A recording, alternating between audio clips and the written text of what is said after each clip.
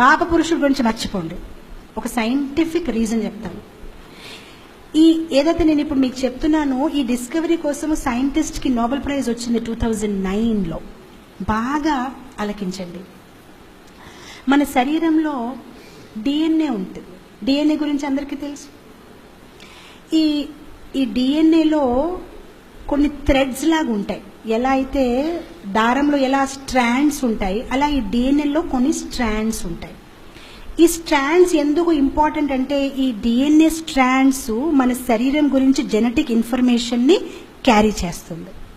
ఇప్పుడు మన శరీరంలో ఏమవుతుంది, ఎల్లప్పుడూ మన శరీరంలో ఉన్న సెల్స్ ప్రతిసారి ఆ సెల్స్ డూప్లికేట్, ట్రిప్లికేట్ అవుతూ ఉంటాయి. గడిగడికి ఒక సెల్ 2 పీసెస్లో కట్ అవుతుంది, మళ్ళీ ఆ సెల్కి ఇంకో 2 పీసెస్లో, అలా ఎక్స్పాండ్ అవుతూనే ఉంటుంది. అయితే ఇక్కడ చిన్న ప్రాబ్లం ఏంటంటే, ఎన్నిసారి ఈ సెల్ ఎక్స్పాండ్ అవుతుంది, అన్నిసారి ఈ సెల్లో ఉన్న డిఎన్ఏ తాలూకా స్ట్రాండ్స్ తగ్గిపోతూ తగ్గిపోతూ ఉంటాయి. ఇప్పుడు ఈ డిఎన్ఏ స్ట్రాండ్స్లో ఒక్క స్ట్రాండ్కి జంక్ డిఎన్ఏ అంటారు. ఎందుకంటే ప్రతి స్ట్రాండ్ మన శరీరం గురించి ఏదో ఒక ఇన్ఫర్మేషన్ క్యారీ చేస్తుంది, కానీ ఈ జంక్ డిఎన్ఏ స్ట్రాండ్కి మన శరీరం గురించి ఏ ఇన్ఫర్మేషన్ లేదు. అందు గురించి కొన్నాళ్ళ వరకు ఈ సైంటిస్టులు ఏం వాదించారంటే, మీ పర్ఫెక్ట్ భగవంతుడు ఇంపర్ఫెక్ట్ వస్తువుని ఎందుకు క్రియేట్ చేస్తాడు?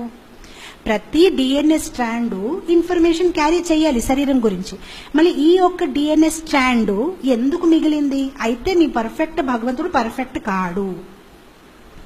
కొన్నాళ్ళ తర్వాత వాళ్ళకి ఏం తెలిసిందంటే, ఈ జంక్ డిఎన్ఏ, దేనికైతే వీళ్ళు జంక్ డిఎన్ఏ అంటున్నారు, అది మోస్ట్ ఇంపార్టెంట్ డిఎన్ఏ. ఎందుకు అది మోస్ట్ ఇంపార్టెంట్ డిఎన్ఏ అంటే, ఎలా అయితే మన ఒక షూ లేస్ ఉంటుంది, ఆ షూ లేస్కి 2 వైపు కేసింగ్ ఉంటుంది, గమనించారా? ఆ కేసింగ్ కనుక తీసేసామనుకోండి, ఆ లేస్ తాలూకా స్టాండ్స్ అన్నీ డిస్టర్బ్ అయిపోతాయి. అలానే ఈ జంక్ డిఎన్ఏ అనేది కేసింగ్ లాగా మనకి ఉన్న డిఎన్ఏ స్టాండ్స్కి ఇటు అటు కవరింగ్ ఇస్తుందన్నమాట. అందుకోసం అది ఇన్ఫర్మేషన్ క్యారీ చేయొద్దు, ఇన్ఫర్మేషన్ని ప్రొటెక్ట్ చేస్తుంది.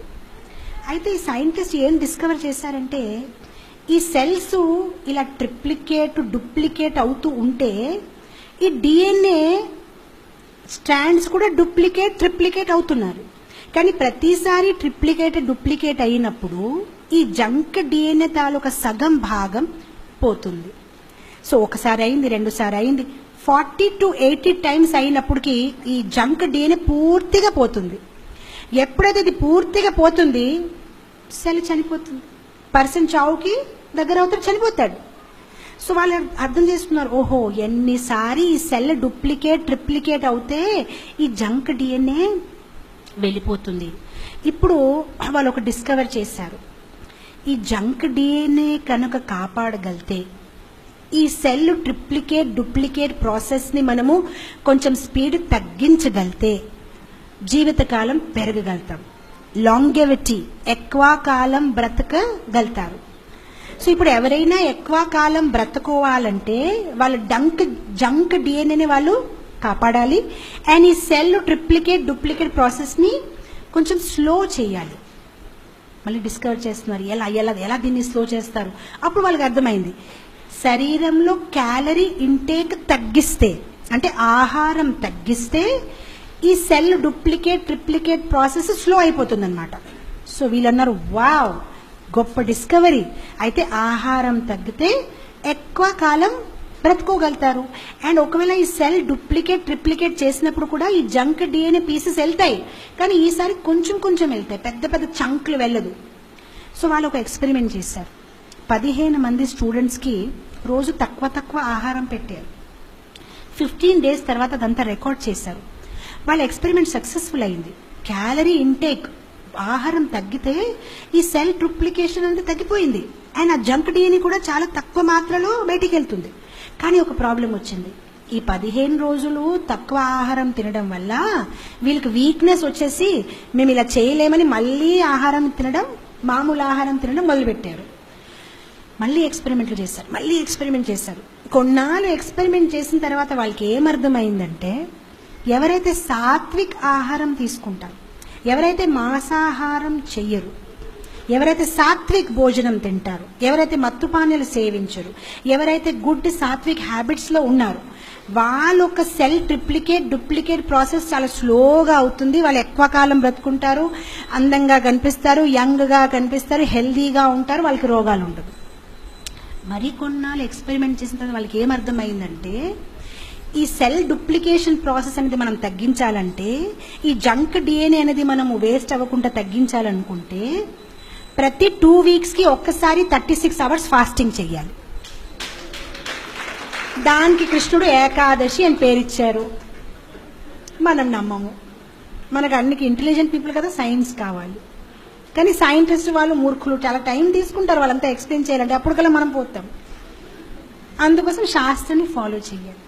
అయితే మీరు ఇప్పుడు క్వశ్చన్ వేయవచ్చు, 36 hours ఎలా అయింది మాతాజీ? 24 hours కదా మనం ఏకాదశి ఉపవాసం చేస్తున్నాము. మనము ఈ ఏకాదశి ముందు రోజు అంటే దశమి రోజు సూర్యాస్తం తర్వాత నుంచి తినకూడదు.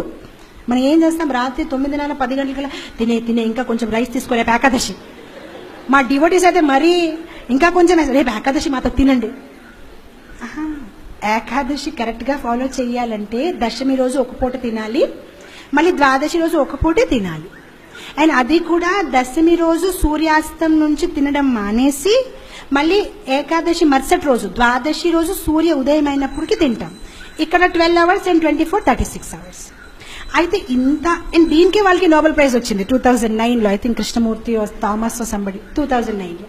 అయితే ఇక్కడ గొప్ప విషయం చూడండి, వాళ్ళు ఏం ఫైండ్ అవుట్ చేశారంటే ఈ 36 hours తినకపోతే హోల్ మంత్ మీరు క్యాలరీస్ ఇంటేక్ తక్కువ చేశారని, మీరు హోల్ మంత్ ఆహారం తగ్గిపోతే దాని ఎఫెక్ట్ ఎలా ఉంటుంది, ఇలానే 2 వీక్స్లో ఒక్కసారి 36 hours తినకపోతే సేమ్ ఎఫెక్ట్ వస్తుంది అని వాళ్ళ ఎక్స్పెరిమెంట్లో తెలుసుకున్నారు. అందుగురించి మీరు చూడండి, డాక్టర్స్ సైంటిస్టులు కూడా అంటారు ఇట్స్ గుడ్ టు ఫాస్ట్ అంటారు.